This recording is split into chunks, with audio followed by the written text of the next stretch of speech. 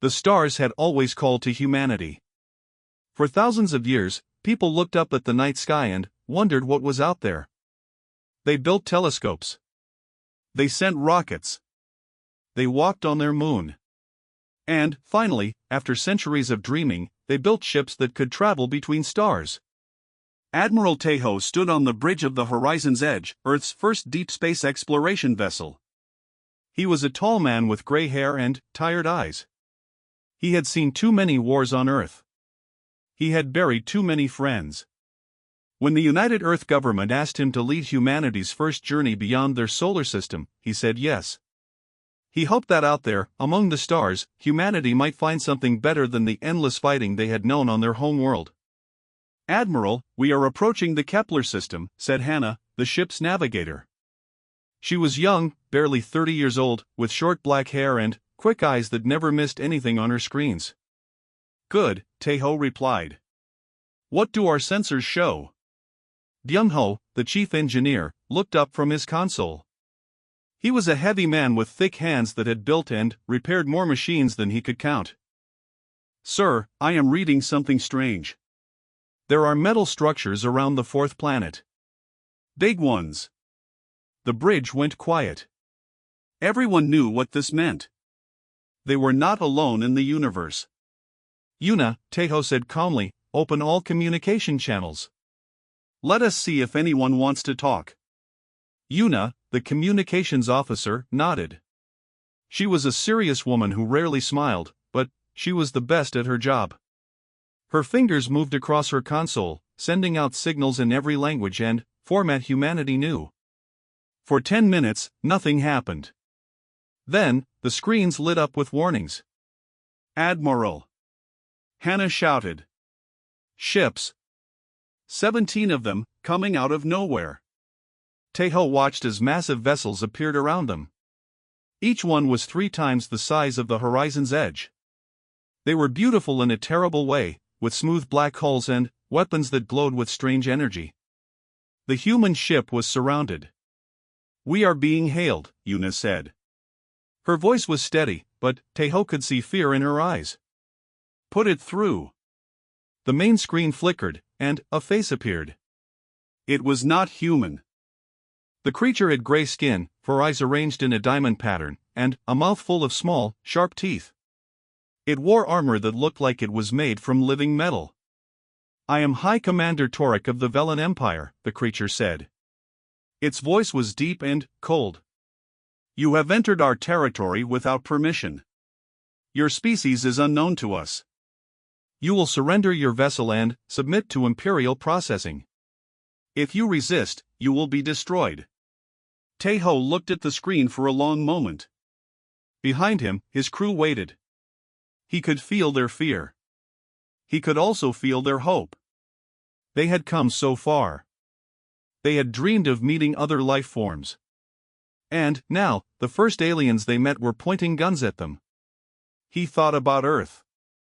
He thought about all the times humanity had faced impossible odds. He thought about the wars, the plagues, the disasters. Every time, humanity had survived. Not because they were the strongest. Not because they were the smartest. But because they refused to give up. "High Commander Torek," Tahoe said slowly, "I am Admiral Tahoe of the United Earth Fleet. We came here in peace. We came here to explore and to learn. We did not know this was your territory, and we meant no disrespect." Torek's 4 eyes narrowed. "Your intentions do not matter. You will submit." "No," Tahoe said. The word hung in the air. On the alien ship, Torek leaned forward, as if he had not heard correctly. "What did you say?" "I said no." Tahoe stood straighter. "Humanity does not submit. We do not kneel. We do not surrender. If you want our ship, you will have to take it. If you want war, you will have it. But we will not bow to you or anyone else." Torek stared at the human for a long time. Then, he made a sound that might have been a laugh. "You have 1 small ship. We have 17 warships. Your species has never traveled beyond your own star. We have conquered 600 worlds. You are nothing. Maybe, Taeho agreed. But nothing has beaten us yet. The transmission ended. Torak cut the connection, and the screen went dark. Admiral, Hannah whispered, "What do we do now?" Taeho turned to his crew. They were scared. They had every right to be scared. But, underneath the fear, he saw something else. He saw determination. He saw pride. He saw the same stubborn spirit that had carried humanity through every disaster in their history. "We go home," he said. "We tell Earth what we found. And we prepare." "Prepare for what?" Byung-ho asked. "For whatever comes next." The horizon's edge turned and began its journey back to Earth. The Velen ships did not follow. Perhaps they thought the humans were not worth chasing. Perhaps they wanted to see what these strange creatures would do. Whatever the reason, they let the small ship go. On the Velen command vessel, Torak watched the human ship disappear into the darkness of space. One of his officers approached him. "Should we destroy them, Commander?" Torak considered it. Then, he shook his head. "No. Let them run. Let them tell their people what they saw. Let them understand what they face. Fear will do our work for us. When we arrive at their world, they will be ready to submit. And if they are not?" Torak smiled, showing all his sharp teeth. "Then, we will teach them.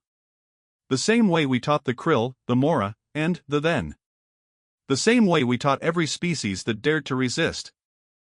We will break them, and they will serve, and they will thank us for it." But, as he watched the darkness where the human ship had been, something bothered him. A small feeling in the back of his mind. The human admiral had not looked scared. He had looked ready. Almost happy. Torak pushed the thought away. It did not matter. The humans were a primitive species from a backwater planet. They had no idea what was coming for them. He was right about one thing. The humans had no idea what was coming. But neither did he. Across the galaxy, the news spread quickly. A new species had been found. A species that had looked at the greatest empire in known space and said no. Some species laughed at the foolishness of these humans. Some felt pity for the destruction that would surely follow. But a few, a very few, felt something else. Something they had not felt in a long time. Hope. When the horizon's edge returned to Earth, the world changed forever. Admiral Taeho stood before the United Earth Council and told them everything. He showed them the recordings of the Velen ships. He played the message from High Commander Torak. He explained, in simple words, what humanity now faced. "They gave us a choice," Taeho said. "Submit or die. I chose neither." The council chamber erupted in noise. Some leaders shouted in anger. Others demanded to know why Taeho had spoken for all of humanity without permission. A few sat in silent fear, their faces pale. President Soare raised her hand, and the room went quiet. She was a small woman with white hair and calm eyes. She had led Earth through 2 economic collapses and a global food crisis. Nothing seemed to shake her. "Admiral," she said, "you declared war on an empire that has conquered 600 worlds. We have one deep spaceship. What exactly is your plan?" Taeho met her eyes. "Madam President, I did not declare war. I simply refused to surrender." "There is a difference." "Is there?" "Because from what you have shown us, this Velen Empire does not seem to understand that difference." "No," Taeho agreed. "They do not. And that is why we must prepare. Not to conquer them. Not even to defeat them. But to make them understand that humanity is not worth the cost of war." The council debated for 3 days. Some wanted to send a message of peace, to apologize, to explain that Taeho had acted alone. Others wanted to hide, to shut down the space program, to pretend they had never left Earth. But, in the end, President Soare made the decision. "We will not apologize for refusing to kneel," she announced to the world. "We will not hide like scared children. We will prepare. And if the Velen Empire comes for us, we will show them what humanity is made of." The world went to work. General Desu was put in charge of building Earth's defense fleet. He was an old soldier with scars on his face and fire in his heart. He had fought in wars across 3 continents. Now he had a bigger war to prepare for. "We have one ship," he told his officers on the first day. "The enemy has thousands. We have technology that lets us travel between stars. They have technology that lets them conquer them. How do we close that gap?" A young engineer named Junho raised his hand. "Sir, we cannot close the gap. Not in time. Their weapons are centuries ahead of ours. Their shields can stop anything we throw at them." "Then, we do not try to match their weapons," Desu replied. "We make our own." Over the next 6 months, humanity built things they had never built before. They took their most terrible weapons, the nuclear bombs that had nearly destroyed their own world, and they made them stronger. They built ships that were fast and cheap, designed not to win battles but to survive them long enough to hurt the enemy. They developed something they called kinetic impactors, massive chunks of metal that could be launched at incredible speeds. Against Velen shields, these rocks were useless. But if a rock was moving fast enough, and if it hit the right spot, even shields could fail. Most importantly, they trained their people. Millions of volunteers joined the new Earth Defense Force. They learned to fly ships. They learned to fight in space. They learned something that Desu called the most important weapon of all. Spite, he told them. When everything else fails, when your weapons are gone and your ship is dying, you still have spite. The will to hurt the enemy one more time before you go. Never forget that. Far across the galaxy, on the Velen throne world, Emperor Voss received reports from High Commander Torek. He was an ancient creature, 700 years old, with pale gray skin and eyes that had seen the rise and fall of civilizations. He ruled an empire that stretched across a quarter of the galaxy. "These humans," he said slowly, reading the reports. "They are building ships?" "Yes, Emperor," Torek confirmed. "Our scouts have observed significant activity in their system. They appear to be constructing a fleet." "How many ships?" "Current estimates suggest 200. Emperor Voss laughed. It was a dry, crackling sound. 200. We have 500,000 warships. What do they think they can do with 200? "Unknown, Emperor. But our scouts report something else. Something strange." "What?" Torek hesitated. "Their weapons. They are not trying to copy our technology. They are using their own. Primitive explosive devices. Kinetic projectiles. Chemical weapons. Things we stopped using thousands of years ago. Then, they are fools." "Perhaps. But there is something else. Our scouts captured some of their communications. The humans are not preparing to defend. They are preparing to attack." Emperor Voss sat up straighter. "Attack? Attack where?" "Us. They plan to bring the war to our space." For a long moment, the Emperor said nothing. Then, he laughed again, louder this time. "These creatures are insane. They have never fought in space. They have never conquered a world.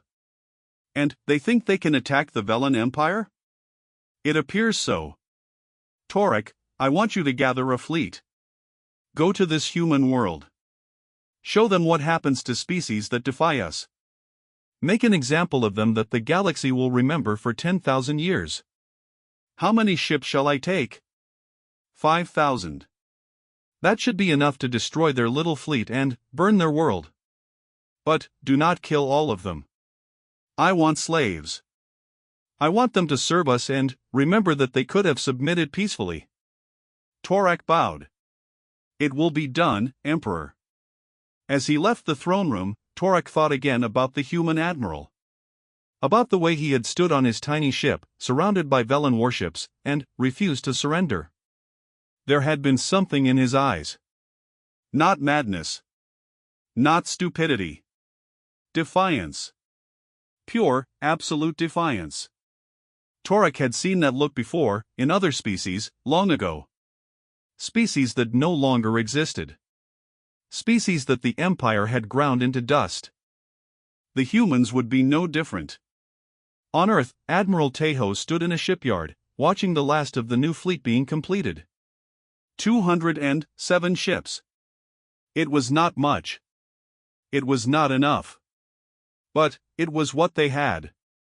Hannah walked up beside him.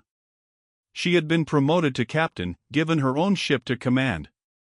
"Do you think we can win?" she asked. Tejo was quiet for a long time. Then, he shook his head. "No. We cannot win. They have too many ships, too much power. If they want to destroy us, they can.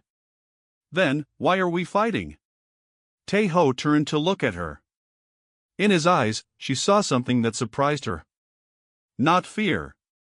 Not despair. Something that looked almost like joy. "Because we are human," he said. "Because we do not know how to give up.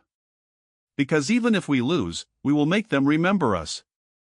We will make them bleed for every inch of space, every planet, every life. And, maybe, just maybe, we will make them decide that we are not worth the trouble." Hannah nodded slowly. "And, if that does not work? Then, we die fighting. Which is better than living on our knees." Above them, the stars shone cold and distant. Somewhere out there, 5,000 warships were coming. The greatest military force the galaxy had ever seen, sent to crush a single world. Humanity was waiting. The Velen fleet arrived at Proxima Colony on a cold Tuesday morning. 5,000 warships dropped out of faster-than-light travel and formed a perfect wall of metal and fire around the small human settlement. Inside the colony, 40,000 people looked up at the sky and saw death. Captain Sung stood on the bridge of the Iron Wolf, the lead ship of Proxima's defense fleet. He was a quiet man who rarely raised his voice. His crew loved him because he never asked them to do anything he would not do himself. "How many ships do we have?" he asked. 93, sir," his second officer replied. "Plus the orbital defense platforms. 93 against 5,000. Sung almost smiled. "That is not fair." "No, sir. It is not. I meant for them. They should have brought more." The bridge crew laughed. It was the kind of laugh that came from fear, the kind that people made when they knew they were probably going to die and needed to feel something other than terror. High Commander Torek broadcast a message to the colony. "Humans. You have 1 hour to surrender. Send out your leaders in chains. Open your doors. Bow to the Empire. Do this, and most of you will live. Refuse, and we will burn your world to ash." Sung looked at his communications officer. "Send a reply." "What should I say, sir?" "Tell them we are busy. They can come back later." The message was sent. Across the Velen fleet, officers stared at their screens in confusion. No species had ever responded to an Imperial ultimatum with a joke. Torek's eyes narrowed. "Destroy them." The battle began. The Velen ships moved like a wave, their weapons lighting up the darkness with beams of energy that could cut through steel like paper. The human ships were smaller, slower, weaker in every way that mattered. They should have been destroyed in minutes. But Captain Sung had not come here to fight a fair battle. "All ships," he ordered, "execute pattern thunder. Take us right into their formation." The human fleet surged forward. Instead of trying to stay at a safe distance, instead of using their weapons from far away, they drove straight into the heart of the Velen fleet. The Velen ships were designed for long-range combat. Their weapons were most effective at a distance. Their shields were built to stop energy beams, not physical objects. When the humans got close, so close that the Velen ships could barely turn to face them, everything changed. The Iron Wolf flew between two massive Velen cruisers, so close that Sung could see the alien crew through the windows. His weapons officer fired everything they had, nuclear missiles and kinetic rounds, directly into the cruisers at point-blank range. The explosions were blinding. Both Velen ships broke apart, their shields overwhelmed by the force of the blasts. The Iron Wolf shook from the shockwave, but it kept flying. 2 down, Sung said calmly. 4,998 to go. Across the battlefield, the human ships fought like demons. They used tactics that no civilized species would consider. They rammed enemy vessels. They detonated their own reactors when their weapons ran dry. They flew into the engines of Velen warships and exploded, taking the enemy with them. Lieutenant Unbai was piloting a small fighter, one of dozens that had launched from the colony. Her ship was hit early in the battle, her weapons destroyed, her engines failing. She had 2 choices, eject and surrender, or die. She chose a third option. Her radio crackled with voices, her fellow pilots screaming and dying, the Velen ship's broadcasting demands for surrender. She turned off all the channels except one. She found an old music file in her ship's computer, something from Earth, a song her grandmother used to sing. She played it loud enough for everyone to hear. Then, she aimed her dying fighter at the biggest Velen ship she could see, the command vessel of the nearest squadron, and she pushed her engines to maximum. The Velen commander saw her coming. He laughed at first. What could one tiny fighter do against a ship 1,000 times its size? But then, he saw where she was aiming. The engine exhaust ports. The one place where shields were weakest. He stopped laughing. Unbai's fighter hit the engine core at full speed. The explosion tore through the Velen command ship, breaking it in half. As it died, it crashed into 2 other ships nearby, destroying them as well.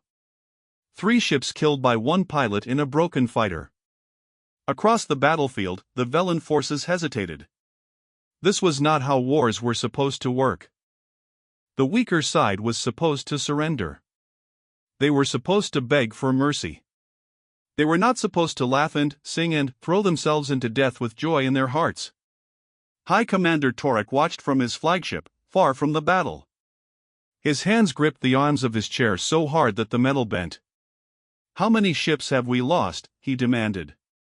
817, Commander. And climbing. 800? To 90 ships? The humans are not fighting like a fleet, Commander. They are fighting like... I do not know how to describe it. They are not trying to win. They are trying to hurt us. Torek stared at the screen showing the battle. He watched a human ship, its hull torn open, its crew dying, use its last seconds of power to crash into a Velen carrier. He watched another human ship detonate a nuclear device inside its own cargo bay, destroying itself and 3 enemy vessels. These creatures were insane. Completely, utterly insane. "Order the fleet to pull back," he said quietly. "Commander?" "Pull back. Reform at a safe distance. We will bombard the colony from orbit." The Velen fleet retreated.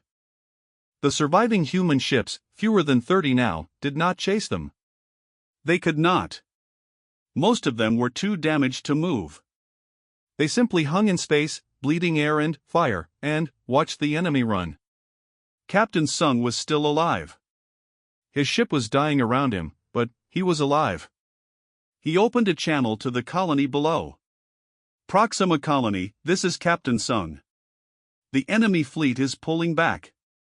Begin evacuation procedures. Get as many people off-world as you can." "Captain," a voice responded, "what about you?" Sung looked around his bridge. Half his crew was dead. The other half was injured. His ship had no weapons left, no engines, no way to escape. "We will stay here," he said. "Someone has to make sure they do not come back too soon. Now go. Save who you can." The colony began its evacuation. Thousands of people crowded onto transport ships, fleeing to other human worlds. Above them, the Velen fleet regrouped and began its bombardment. Energy beams rained down from the sky, turning cities to glass and stone to dust. Proxima Colony was destroyed. 40,000 people had lived there. 23,000 escaped. The rest died, along with most of the defense fleet. But the news that spread across the galaxy was not about the human defeat. It was about the cost. 831 Velen warships destroyed. By 93 human vessels. A ratio that should have been impossible. A price that no one had ever made the Empire pay. On 100 worlds, in 1,000 species, people heard the news and felt something strange. The Velen Empire was not unbeatable. The humans had proven it. Not by winning. By making losing so expensive that victory meant nothing. High Commander Torek sent his report to Emperor Voss. He expected anger. He expected to be punished for his failure. Instead, the Emperor sent back a single question. What are these humans? Torek had no answer. He had fought dozens of species in his long career. He had never seen anything like this. Creatures who sang while they died. Who smiled as they charged into certain death. Who seemed to think that war was not a tragedy but a challenge. He remembered something one of his officers had said during the battle, something captured from human communications. A human pilot, moments before death, had broadcast a single sentence to the Velen fleet. "See you in hell, you ugly bastards." Torek did not know what hell was. But he had a feeling he was about to find out. 3 years passed. 3 years of blood and fire and death. The Velen Empire threw everything they had at humanity. Fleet after fleet came to human space, each one larger than the last. They burned colonies. They killed millions. They should have won 100 times over. But the humans would not stop fighting. Every world they lost, they made the Empire pay for in blood. Every ship they destroyed, they replaced with 2 more. Their factories ran day and night, building weapons and training soldiers. Their scientists worked without sleep, finding new ways to hurt the enemy. They used tactics that horrified the civilized galaxy. Biological weapons that made Velen soldiers sick with diseases their doctors had never seen. Psychological attacks that drove enemy crews mad with fear. Guerrilla fighters who hit on conquered worlds and struck from the shadows, killing officers, destroying supplies, vanishing like ghosts. And something else. Something the galaxy had never seen before. They called them memes. Simple images and words spread through captured communication networks that somehow made the Velen soldiers question their orders. Made them laugh at their commanders. Made them wonder why they were fighting a war against creatures who seemed to think the whole thing was a joke. One image spread across the Velen fleet faster than any virus. It showed a human soldier standing on a pile of destroyed Velen equipment, holding a sign that said, "We can do this all day." Morale in the Imperial forces began to crack. The Galactic Senate watched with growing amazement. The Velen Empire had conquered 600 worlds. They had crushed rebellions from species far more advanced than humanity. And, now, a small group of primates from an unremarkable planet was making them bleed. Ambassador Kite was captured during a raid on a human colony ship. He was brought to the Senate in chains, forced to stand before representatives of 100 species, and ordered to explain humanity's aggression. The Senate chamber was vast, a dome of crystal and light floating in space. Species of every kind sat in their sections, watching the small human stand alone in the center. Some looked at him with contempt. Others with pity. A few, hidden in the back rows, looked at him with something like hope. The Velen representative spoke first. "Human. You have been brought here to answer for your crimes. Your species has attacked the ships of the Velen Empire. You have killed thousands of Imperial soldiers. You have violated every law of civilized warfare. What do you have to say?" Kite looked up at the alien. He was a thin man with tired eyes and a calm voice. He had been beaten during his capture. His face was bruised, and he walked with a limp. But, when he spoke, his voice was steady. "I have a question first," he said. Do you know what war means to my species? The chamber went quiet. The Velen representative made a sound of disgust. We know what war is, human. We have been fighting wars since before your species learned to walk upright. No, Kite said. You know what conflict is. You know what conquest is. But war is something different to us. He turned slowly, looking at each section of the Senate. When our admiral first met your ships, he said that humanity means war. You thought he was threatening you. You thought he was declaring military conflict. But that is not what he meant. Then, what did he mean? Someone asked. Kite smiled.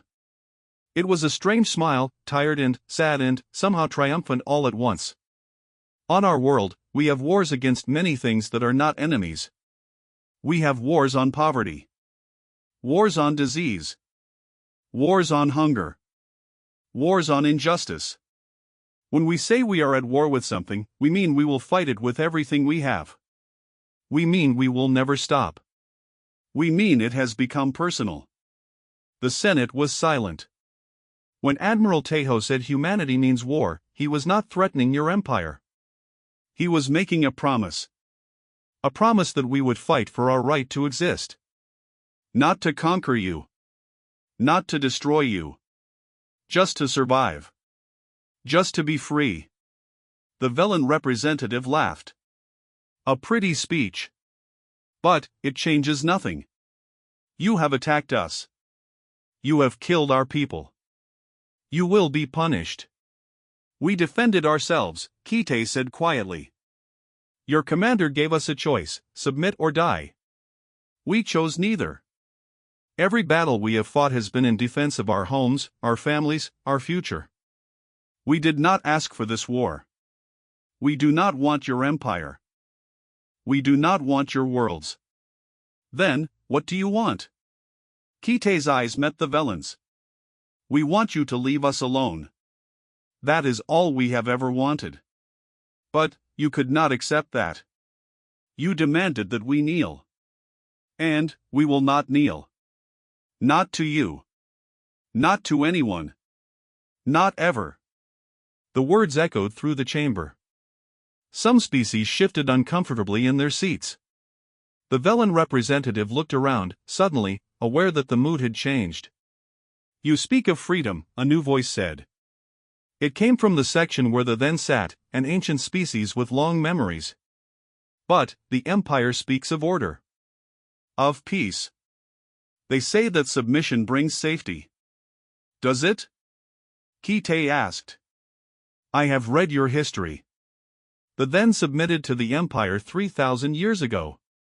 Your population has fallen by half since then. Your culture has been erased. Your children are taught to worship the Emperor. Is that safety? Is that peace? The then representative said nothing. But, in the silence, Kite saw something flicker in their eyes. Something that had been buried for centuries. We humans have a saying, Kite continued. It is better to die on your feet than to live on your knees. We do not say this because we want to die. We say it because we believe that some things are worth fighting for, even if the fight cannot be won. And, what happens when you lose? The Velen demanded. When your worlds are burned? When your species is scattered across the galaxy as slaves? Kite nodded slowly. Then, we will lose. But, we will not be forgotten. Every species in this chamber will remember us. They will remember that one small world looked at the greatest empire in the galaxy and said no.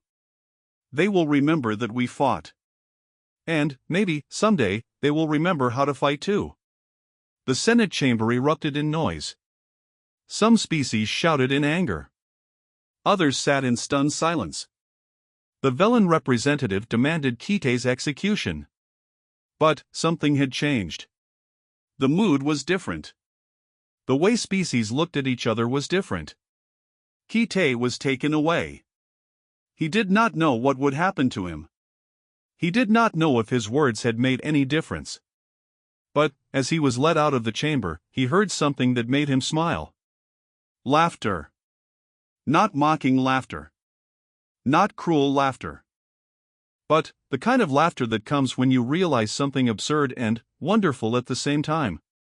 The humans had looked at an impossible situation and refused to accept it. They had fought an unwinnable war and made it expensive. They had stood before the greatest powers in the galaxy and told jokes. It was ridiculous. It was insane. And, somehow, it was magnificent. The news of Kitei's speech spread across the galaxy. Species who had lived under Velen rule for millennia began to whisper to each other. If the humans could fight, maybe they could too. If the humans could resist, maybe resistance was possible. On Earth, President Soare watched the recording of the speech. She was old now, worn down by years of war. But, when she heard Kitei's words, she felt something she had not felt in a long time. Pride. "Get me Admiral Teho," she said. "I think it is time we changed our strategy." The war was about to enter a new phase. Not a phase of fighting harder or killing more. A phase of something the Velen Empire had never faced before. Hope. Emperor Voss sat alone in his throne room, staring at reports that made no sense. The war had been going on for 3 years. 3 years of fighting against a species that should have been crushed in weeks. 3 years of losses that had never been seen in the history of the Empire. 3 years of watching the impossible happen over and over again. The numbers were devastating. 2,000 warships destroyed. 15 conquered worlds lost to human-supported rebellions. 3 military commanders executed for failure. And, still, the humans fought on. They should have been extinct by now. Their population was a fraction of the Empire's. Their technology was primitive. Their resources were limited. By every measure that mattered, they should have been dust. But they were not dust. They were a fire that would not go out. Voss called for a meeting with Admiral Teho. Not a battle. Not a trap. A real meeting, on neutral ground, under the protection of the Galactic Senate. The meeting took place on a small station at the edge of explored space. Voss brought 50 guards. Teho brought Hannah and a bottle of something he called whiskey. They sat across from each other in a bare room with metal walls. The ancient emperor and the aging human. 2 leaders who had sent millions to their deaths. "Why do you keep fighting?" Voss asked. His voice was tired. "You cannot win. You know this. Your people know this. Every day the war continues, more of you die. Why do you not surrender?" Teho poured 2 glasses of whiskey and pushed one toward the emperor. Voss looked at it with suspicion but did not touch it. "I want to tell you a story," Teho said. "About my grandfather." Voss made an impatient sound, but Teho continued. "My grandfather was a soldier in a war on Earth, long before we knew other species existed. His country was invaded by a much larger enemy. They had more soldiers. More weapons. More everything. My grandfather's army was pushed back until they were trapped against the sea, with nowhere to run. And they surrendered? No." Teho smiled. "They called for boats. Fishing boats. Pleasure boats. Anything that could float. And they escaped across the water to fight another day. The enemy won that battle. But they did not win the war. Because my grandfather and his friends would not stop fighting." Voss was silent for a moment. "Your point?" "Winning was never the point," Teho said. "Making sure you remember us was." The words hung in the air. Voss stared at the human, trying to understand what he was hearing. You fought this war knowing you would lose? Knowing millions of your people would die? Just to be remembered?" "Not just remembered." Teho leaned forward. "We fought so that every species in this galaxy would see what happens when you try to conquer humans. We wanted to make it clear that we are not worth the cost. That whatever you might gain from conquering us, you will pay 10 times as much to hold us." Voss said nothing. We are not a threat to your empire, Taeho continued. We do not want your worlds. We do not want your resources. We just want to be left alone. And we are willing to die in numbers you cannot imagine to make that happen. The emperor sat back in his chair. He had lived for 700 years. He had conquered more worlds than he could count. He had never met a species like this. If I withdraw my fleet, he said slowly, if I leave your space and never return, what happens then? Then, we go back to being a small, harmless species on the edge of the galaxy. We explore. We trade. We make friends. We do not make trouble. And, if I do not withdraw? Taeho picked up his glass of whiskey and took a long drink. Then, we keep fighting. Forever. We will teach our children to fight, and their children, and their children's children. We will become the wound that never heals. The enemy that never dies. We will make your empire bleed for 1,000 years. He put down the glass and looked at Voss with calm, steady eyes. Is that worth it? Is conquering one small world worth 1,000 years of war? Emperor Voss thought about his empire. About the rebellion spreading on conquered worlds, inspired by human resistance.